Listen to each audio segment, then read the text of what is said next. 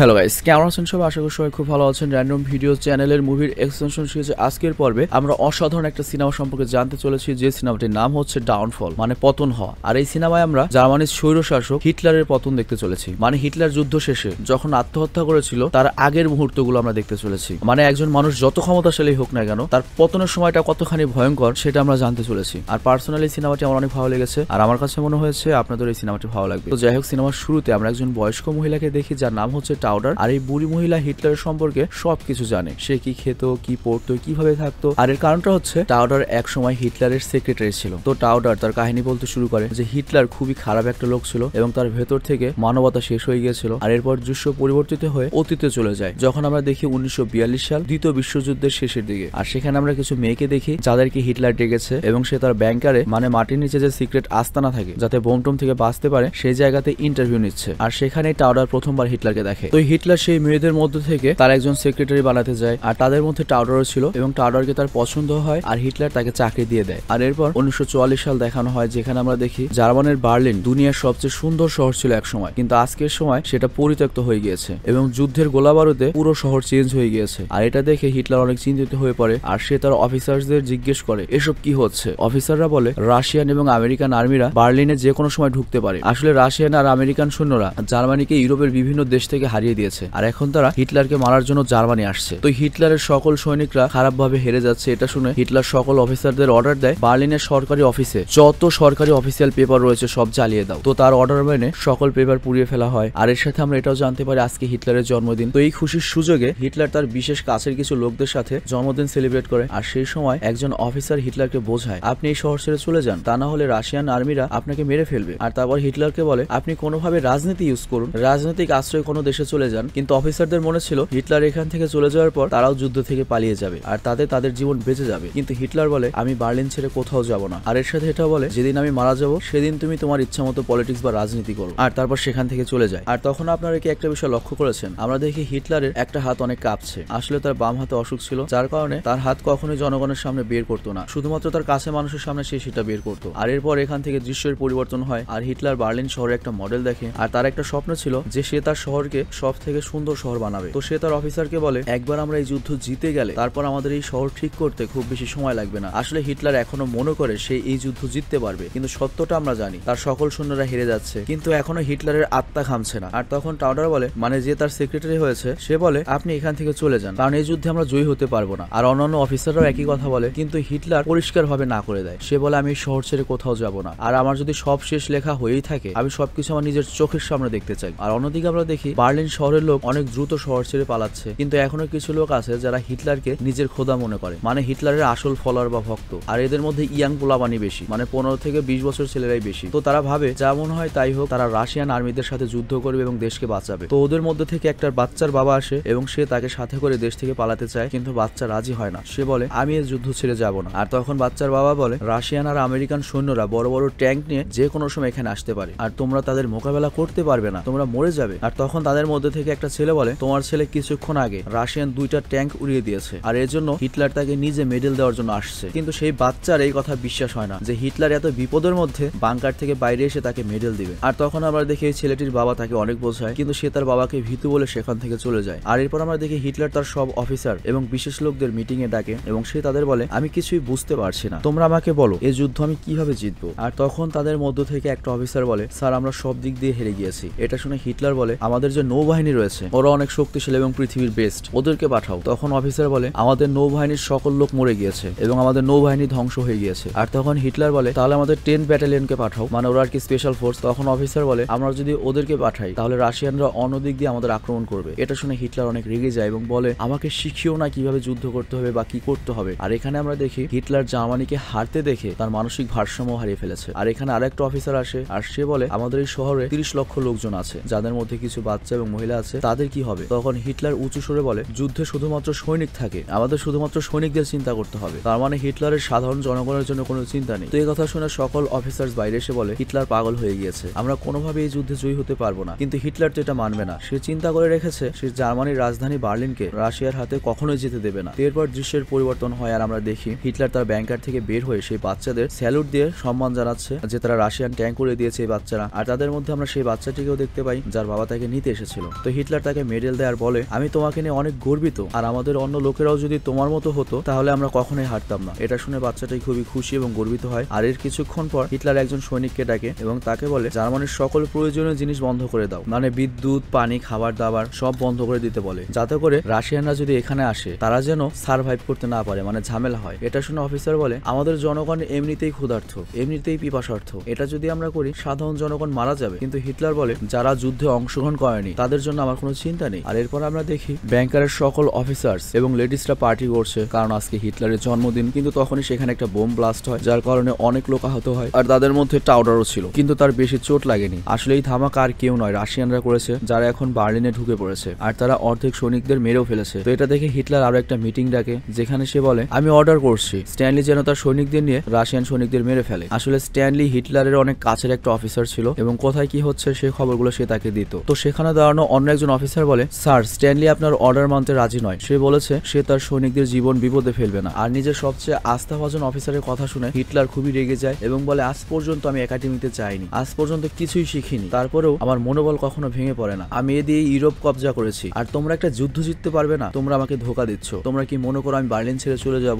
একদমই যাব না, আমার শহর ছেড়ে আমি কোথাও যাব না। আর তখন আমরা দেখি কিছু অফিসার সিদ্ধান্ত নেয় তারা এই শহর ছেড়ে চলে যাবে, মানে খুব খারাপ অবস্থা। আর হিটলারও তাদের যাওয়ার পারমিশন দিয়ে দেয়, কারণ এছাড়া কোনো উপায় ছিল না। কিন্তু তখন হিটলারের যে গার্লফ্রেন্ড এভা, সে বলে সে এখানে থাকবে, আর এর সাথে টাউডারও বলে আমিও এখানে থাকবো, মানে হিটলারের মৃত্যু পর্যন্ত তারা থাকবে। আর এছাড়াও যারা হিটলারকে ভালোবাসে তারাও থেকে যায়। আর এখানে আমরা আরেকটা চরিত্রকে দেখি যার নাম হচ্ছে জোসেফ, আর সে হিটলারের ডান হাত ছিল, আর সে হিটলারের সকল জরুরি কাজ দেখে। আর জোসেফ এখন তার পরিবার নিয়ে হিটলারের বাংকারে এসেছে। আর এর পরের দৃশ্যে আমরা হিটলার এবং কিছু মেয়েদেরকে দেখি যারা একটা জায়গায় বসে কথা বলছে, আর তাদের মধ্যে টাউডার এবং এভাও ছিল। হিটলার তাদের বলে সে নিজের জীবন নিজে দেবে, তবু দুশ্মনদের হাতে জীবন দিবে না। আর সেটা বলে সে সবসময় নিজের মন যা চেয়েছে সেটাই শুনেছে, আর সে যখন মরতে যাবে তখন নিজের কথাই শুনবে। তো এটা শুনে এভাও বলে আমিও শত্রুর হাতে মরতে চাই না, আর মরার সময় আমি অনেক সুন্দর দেখতে চাই। আর এর জন্য সে তার ব্যাগ থেকে একটা ক্যাপসুল বের করে যার নাম হচ্ছে সাইফাইট। আর সে এটা দেখিয়ে বলে এটা খাওয়ার পর কয়েক সেকেন্ড পরে মানুষ মারা যায়, মানে বিষাক্ত বিষ। আর সে বলে আমি পিস্তলের গুলি খেয়ে নিজের চেহারা বিকৃত করে মরতে চাই না, আমি মরলে সুন্দরী হিসেবে মরবো। তো তখন সেখানে হিটলার টাউডার এবং অন্য একটা মেয়েকে সেই ক্যাপসুল দেয় এবং বলে এই সময়ে আমার কাছে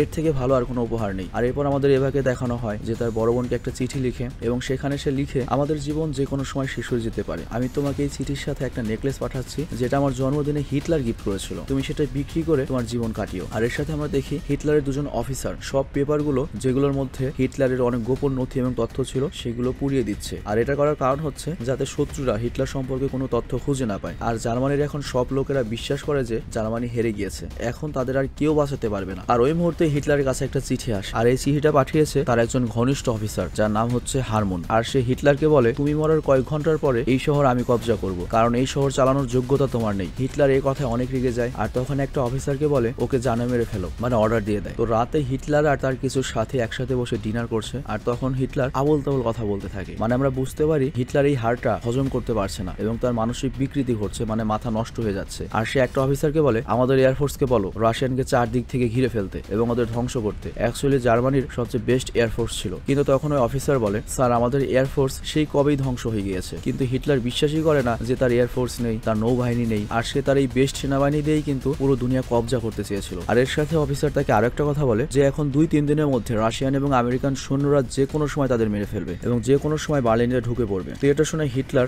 আবার সব বড় অফিসারদের ডাকে এবং তাদের বলে আমাদের আরো একবার তাদের উপর আক্রমণ করতে হবে। কিন্তু সেখানে দাঁড়ানো একটা অফিসারও তার এই কথার উত্তর দেয় না, কারণ তারা তো নিচে ব্যাংকারের মধ্যে রয়েছে, আর উপরে যারা সৈন্য রয়েছে তারা তো শেষই হয়ে গিয়েছে, তো রাশিয়ানদের উপর আক্রমণ করবে কে? তো এইসব কথা বুঝে চিন্তা করে তার অফিসার তাকে সারেন্ডার করতে বলে রাশিয়ানদের কাছে, কিন্তু হিটলার বলে আমি সারেন্ডার করব না, এটা বলে সে সেখান থেকে চলে যায়। আর তারপর আমরা টাউডারকে দেখি যে দৌড়ে হিটলারের কাছে আসে, আর হিটলার তখন তাকে একটা চিঠি লিখায় যেটার ভিতরে সে কিছু কথা বলে। তার মধ্যে একটা কথা ছিল সে জার্মানি এবং তার লোকদের অনেক ভালোবাসে, আর তাদের সম্মানের কথা চিন্তা করে সে কখনোই সারেন্ডার করবে না। আর এরপর হিটলার মরার আগে আরো একটা কাজ করে, সেটা হচ্ছে তার গার্লফ্রেন্ড এভাকে বিয়ে করে নেয়। আর এরপর তার একজন অফিসারের সাথে দেখা করে এবং তাকে বলে আমি তোমাকে একটা কাজ দিচ্ছি, আর এই কাজটা তোমাকে অবশ্যই সঠিকভাবে পালন করতে হবে। আর কাজটা হচ্ছে আমি মরে যাওয়ার পরে আমি চাই আমার এবং আমার স্ত্রীর বডি রাশিয়ান আর্মিদের হাতে যেন না পড়ে, কারণ ওরা যদি আমার বডি পেয়ে যায় তাহলে আমার বডি ওরা মিউজিয়ামে রেখে দেবে বা জাদুঘরে রাখবে, আর এটা আমি একদমই হতে দিতে চাই না। তো হিটলার বলে আমি আর আমার স্ত্রী মরে যাওয়ার পর তুমি সেটা পুড়িয়ে ছাই করে ফেলবে, আর এটাই তোমার কাজ এবং আমার অর্ডার। কিন্তু অফিসার তার কথায় রাজি হয় না, কারণ সে চায় না হিটলার আত্মহত্যা করুক, কিন্তু হিটলারের অর্ডার তো তার মানতেই হবে। এজন্য সে 200 লিটার গ্যাসোলিনের অর্ডার করে। আর তারপর হিটলার টক ডক্টরের সাথে দেখা করে এবং মরার আগে ডক্টরকে বলে কিছুক্ষণের মধ্যে হিটলার তার জীবন দিয়ে দেবে। আর তখন ডক্টর তাকে বলে তোমার হাত অনেক কাঁপে, তুমি যদি নিজেকে গুলি করো তাহলে এমন হতে পারে তোমার হাত কাঁপার কারণে গুলি অন্য কোথাও গিয়ে লাগবে, তাহলে তুমি মরবে না, উল্টো আরো কষ্ট পাবে। আর এর জন্য ডক্টর তাকে বুদ্ধি দেয় প্রথমে তুমি সাইফাইড ট্যাবলেট খেয়ে নিও, মানে বিষ খেয়ে নিও, আর তারপর নিজেকে গুলি করো। আর হিটলার চায় সে পুরোপুরি নিজের হাতেই মরবে। তো ডক্টরের সাথে কথা বলার পর হিটলার ডিনার করতে যায়, কিন্তু সেখানে তার খাবার পর্যন্ত ভেতরে ঢোকে না। সে কিছুই না খেয়ে সেখান থেকে ওঠার চেষ্টা করে, কিন্তু সে উঠতেও পারছে না, তার শরীরের হাড়ের শক্তি চলে গিয়েছে। আসলে মানুষের শেষ সময় যেটা হয় আর কি। তো এক সময় এই হিটলার পুরো দুনিয়া কবজা করার স্বপ্ন দেখছিল, সবচেয়ে শক্তিশালী মানুষ ছিল, কিন্তু আজকে নিজের পায়ে দাঁড়াতেও পারছে না। তো এরপর হিটলার টাউডারকে বলে এখন সময় হয়ে গিয়েছে, সবকিছু শেষ হয়ে গিয়েছে। আর সে সবার সাথে দেখা করে এবং তার স্ত্রীকে নিয়ে একটা রুমে যায় এবং বাইরে তার লোক তার জন্য অপেক্ষা করছে এবং তারা জানে তারা হিটলারকে শেষবারের মতো দেখলো। আর এরপর আমরা একটা গুলির শব্দ শুনি, আর ভেতরে যাওয়ার পর আমরা দেখি অ্যাডলফ হিটলার তার জীবন শেষ করে দিয়েছে, নিজেকে গুলি করে নিজের জীবন দিয়ে দিয়েছে। আর এই দৃশ্য দেখে আপনারা আপনাদের প্রশ্নের উত্তর পেয়ে গিয়েছেন যে হিটলার কিভাবে মারা গিয়েছিল। সে কোনোভাবে শত্রুর হাতে মরতে দেয়নি নিজেকে। আর তারপর আমরা দেখি তার বডি একটা কাপড়ে পেঁচিয়ে ব্যাংকারের বাইরে নিয়ে যাওয়া হয় যাতে করে তাকে পোড়ানো যায়, আর সেখানে একটা গর্ত করা হয়, মানে হিটলারের বডি চাপা দেওয়া হবে। কিন্তু তার আগে হিটলারের বডির উপর গ্যাসোলিন ঢালা হয়, কিন্তু যখন অফিসাররা আগুন ধরাবে তখনই রাশিয়ান এয়ারফোর্স অ্যাটাক করে। আর ওই মুহূর্তে কোনো রকমের সৈনিকরা তার বডিতে তাড়াতাড়ি আগুন দেয় এবং হিটলারকে শেষবারের মতো স্যালুট জানায়। আর অন্যদিকে টাউডার যখন হিটলারের রুমে পৌঁছায় তখন সেখানে বন্দুক আর রক্ত দেখে সে একেবারে শকড হয়ে যায় এবং ওদিকে হিটলার এবং তার স্ত্রীর আত্মহত্যার খবর রাশিয়ানদের কাছে পৌঁছে যায় এবং হিটলার মরার পরে সেখানে অন্য একটা সরকার চলে আসে। আর নতুন সরকার যে ছিল সে রাশিয়ানদের কাছে সারেন্ডার করে এবং বলে এখন হিটলার নেই, এখন আমরা শান্তি চাই। আর অন্যদিকে আমরা দেখি জার্মানির যে স্বরাষ্ট্রমন্ত্রী ছিল সে সকল বাচ্চাদের ওই সাইফাইড ট্যাবলেট খাইয়ে দেয়, মানে বিষ খাওয়ায়, যাতে করে হিটলারের যেসব বড় বড় লোক ছিল তাদের বাচ্চারা বা পরিবাররা যেন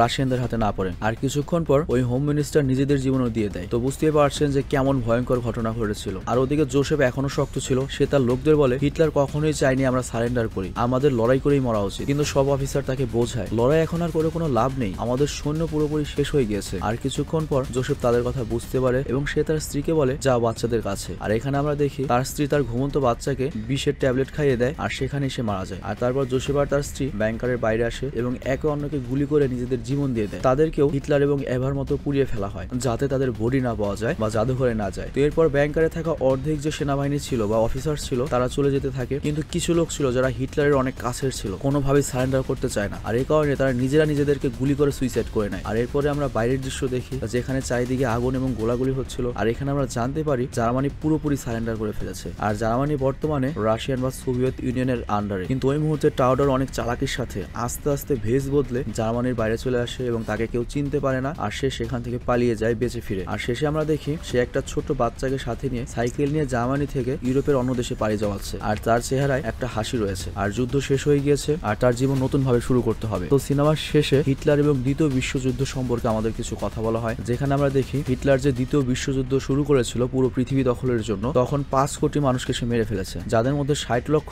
ইহুদি ছিল। আর যুদ্ধ শেষে হিটলারের যত কাছের লোকজন ছিল রাশিয়ানরা তাদের খুঁজে খুঁজে বের করে মেরে ফেলে। আর যারা অন্যান্য দেশে গিয়ে বেঁচে গিয়েছিল তাদের ইসরায়েলি গোয়েন্দারা গিয়ে খুঁজে খুঁজে মেরে ফেলেছে। আর হিটলারের যতজন কাছের মানুষ ছিল তার মধ্যে টাউডারই সর্বশেষ পর্যন্ত বেঁচে গিয়েছিল। আর তিনি সম্ভবত শেষ জীবনটা পোল্যান্ডে পার করেছেন এবং সেখানে তার মৃত্যু হয়েছে। তো যাই হোক, অসাধারণ একটা সিনেমা ছিল এটি। আর এখানে একটা কথা বলতেই হচ্ছে, হিটলারের সময় জার্মানি সেই লেভেলের উন্নতি করছিল, ওদের শিল্প, বাণিজ্য, কারখানা, সামরিক শক্তি। কিন্তু হিটলার যদি ওই শক্তিগুলোর মিসইউজ না করতো, ও যদি পুরো দুনিয়া কবজা করতে না চাইতো, তাহলে কিন্তু জার্মানি এখনো পৃথিবীর টপ কান্ট্রি থাকতো। মানে সব দেশের সাথে যদি কম্বিনেশন করে চলতো তাহলে হয়তো আমেরিকার জায়গায় জার্মানি থাকতো পৃথিবীর সবচেয়ে বেস্ট শক্তিশালী দেশ হিসেবে। তো এই জন্য ক্ষমতা হাতে পেলেই সেটার ইউজটা আমাদের চিন্তা ভাবনা করে করা উচিত। একটা কথাই আছে, great power comes with great responsibility. তবে এখানে একটা কথা বলতেই হচ্ছে, সেটা হোক আপনি বা আমি, আমরা সবাই যেহেতু মানুষ, মাঝে মাঝে আমরা অনেক ভুল করে ফেলি। আর মানুষ মাত্র যেহেতু ভুলশীল, তো জন্য আমরা যেটা ভুল করে এসেছি সেটাই আমাদের কোনো হাত নেই। তবে নেক্সট আমরা যেন চেষ্টা করি আমাদের ক্ষমতার গুলো যেন অপব্যবহার না হয়। তো যাই হোক, ভালো থাকুন, সুস্থ থাকবেন, টেক কেয়ার, আল্লাহ হাফেজ।